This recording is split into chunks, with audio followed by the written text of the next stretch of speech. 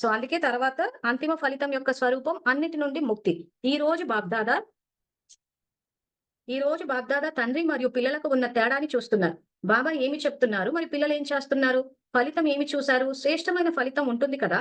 చెప్పమంటారా? లేక అర్థం చేసుకుంటారా? అర్థం చేసుకుంటూ కూడా చేస్తూ ఉంటే ఏమంటారు? సో, జ్ఞానం అర్థమైందా అంటే అర్థమైంది. మరి అర్థమై మళ్ళీ ఏం చేస్తున్నారంటున్నారు. అర్థం చేసుకుంటూ కూడా చేస్తూ ఉంటే ఏమంటారు?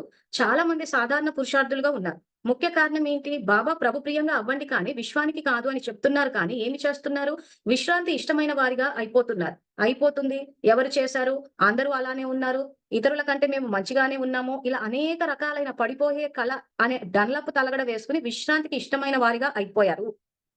ఇది బాగా పరిశీలించా. నిజంగా ఇది జరుగుతోందా అంటే జ్ఞానం అర్థమైందా? అర్థమైంది. మరి అర్థమైనప్పుడు నెక్స్ట్ సేవ ఏం చేయాలి?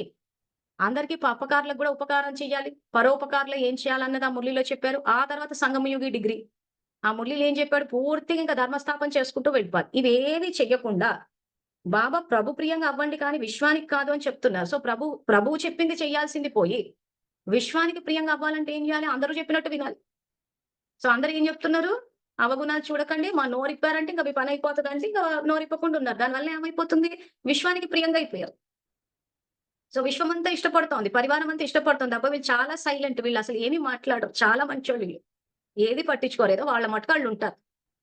ఆడ సర్టిఫికేట్‌కి బొక్కబడ్డదన్న విషయం చూసుకోలేదు. అంటే ఏంటి? విశ్వానికి ప్రియమైపోయారు. ఎందుకంటే నోరిప్పట్లేదు. ఎవరే తప్పు చేసినా సంయోగం ఇచ్చేస్తున్నారు. మనకెందుకులే అనుకుంటున్నారు. సో, అప్పుడేమైపోయింది? అసలు ప్రైమరీ సెక్షన్ గాదు గదా! మిడిల్ సెక్షన్ కూడా రాలేదు. పరోపకారిగా ఎలా అవ్వాలన్నదే నెక్స్ట్ మురళి గదా! సో, ఇంక ఒకరికి పరోపకారం చేసిందేంటి అసలు మనకే అపకారం చేసుకుంటూ ఉన్నాం. సో, తప్పు జరుగుతోందంటే చూసి చక్కగా ఇంక దానికి సంయోగం ఇవ్వడం. అబ్బో! ఇంకెవరైనా మాట్లాడినా మాట్లాడొద్దు. బాబా మాట్లాడొద్దన్నాడు. బాబా అవగుణాలు చూడొద్దన్నాడు. బాబా విస్తారంలోకెళ్ళొద్దన్నాడు. బాబా బలహీనతని పరిశీలించొద్దన్నాడు.